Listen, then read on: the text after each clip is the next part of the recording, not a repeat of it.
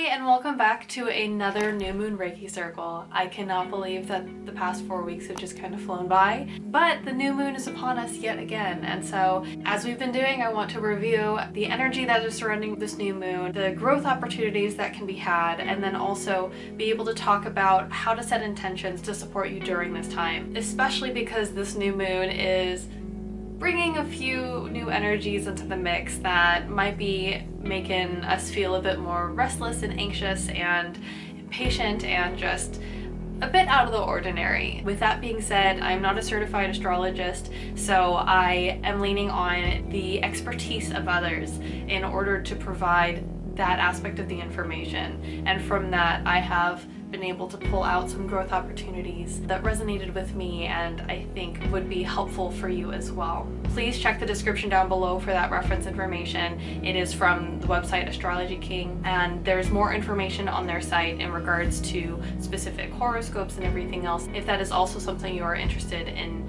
checking out for yourself. With that being said, let's go ahead and touch upon the new moon energies and what to expect during this time. The first thing to note is that Scorpio is opposite Uranus.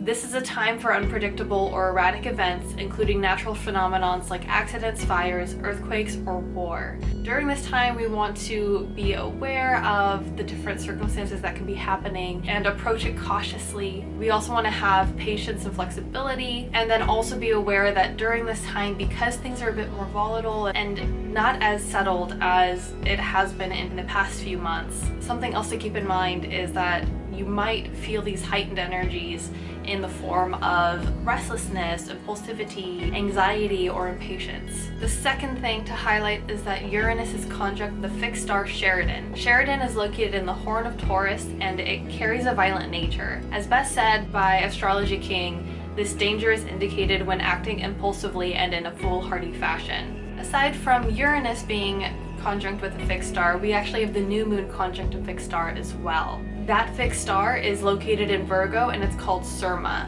Per Astrology King, this fixed star brings a reminder to seek forgiveness for your wrongdoings, no matter how spiritually evolved or powerful you think you are. Now that we've covered these three aspects of astrology and the energies surrounding this new moon, I wanted to hop into the growth opportunities that I believe we can take from these energies and be aware of as we enter into these upcoming 4 weeks, and pretty much how to use this energy for our overall growth and well-being in connection with others and the environment. So the first growth opportunity to keep in mind during this lunar cycle is to keep an open mind and adapt to your situation.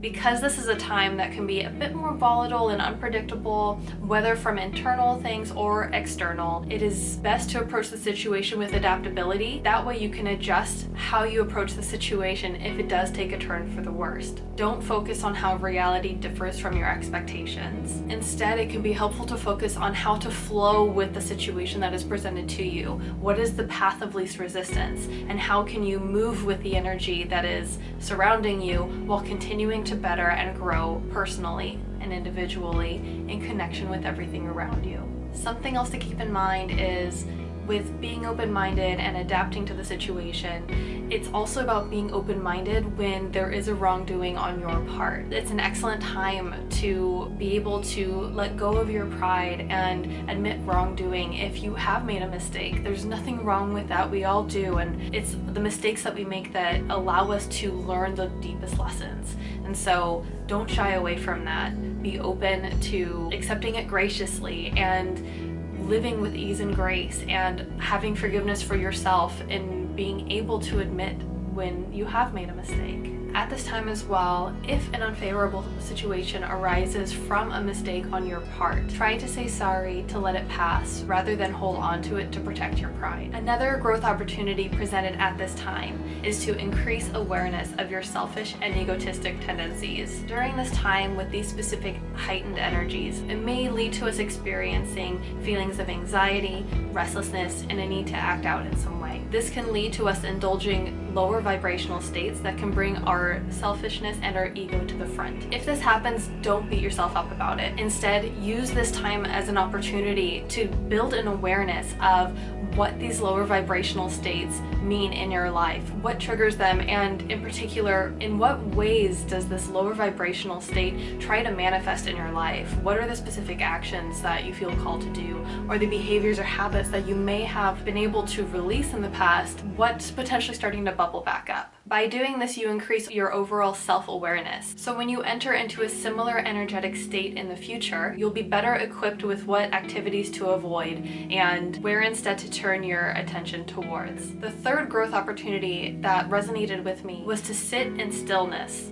Being surrounded by these stronger erratic energies provides the perfect environment to practice and strengthen stillness and a sense of calm in your life. It's about finding peace in the chaos and finding peace when you're in pieces that makes all the difference. Whether you're feeling internal urges to act in a certain way or you're experiencing a level of chaos in a relationship that you hold, try to set aside time to center and focus on yourself. Lean more on your boundaries to create a space for you and use this space to recharge in between engaging with the world at large. In particular, try to cultivate more time spent on the calmer, centering self-love activities to balance out the craziness that might be surrounding you. I know that this is a growth opportunity that I personally can greatly benefit from, being able to highlight and find other activities that help me recharge in a peaceful and calm manner where I don't necessarily have to go out and engage in some way within the world, but doing more meditation, journaling, and something a bit more calm and self-centered where I can really create a space around just myself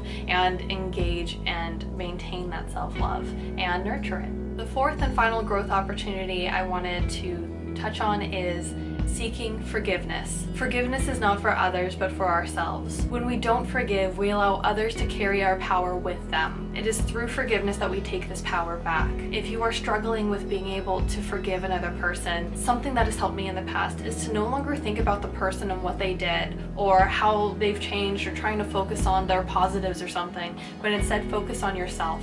How are you different? How have you changed? What are your benefits? And what is it that you learned from the situation that has made you a better person? By focusing on your growth, by focusing on your love, by focusing on your well-being, that is where I found forgiveness lies. That is where you come to recognize the power that you hold. You come to recognize the wholeness that you have. And in doing so for myself, I've been able to let go of others to reclaim that part of me that I was allowing to sit in a past situation that I was no longer a part of, that I had grown beyond, and I was ready to release. Before starting the distance Reiki session, if you are not currently in a place that you can be uninterrupted for about 10 minutes, pause this video and go make yourself comfortable. During the distance Reiki session, nothing is required from you other than being open to the healing energy and trust that it is going towards your greatest and highest good. Let's begin.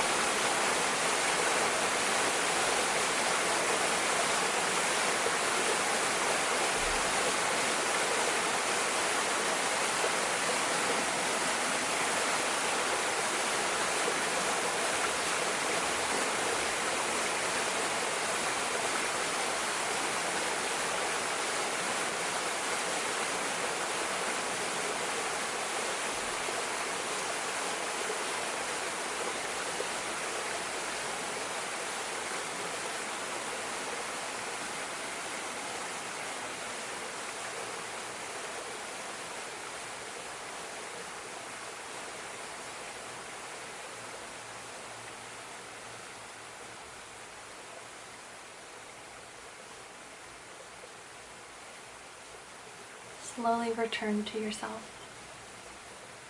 taking a few more deep breaths. You can continue to visit this video through the next 4 weeks to continue to receive distance Reiki for your overall well-being. If you enjoyed this, please like the video, and if you aren't subscribed already, please click the button now. I hold these circles every new moon, and they're continuing to expand with more helpful information and support on your journey. You can connect with me on Instagram at Dawning Perspective, or you can also check out my site at dawningperspective.com to either work with me directly, access the free resource library with new workbooks being added every few weeks, and also just check out what's on the blog. I cover topics ranging from energy therapy to overall well-being, personal relationships, mindset and perspective, and overall well-being through your mental, physical, emotional, and spiritual bodies. I hope all is well with you and yours, and I'll see you next time. Bye.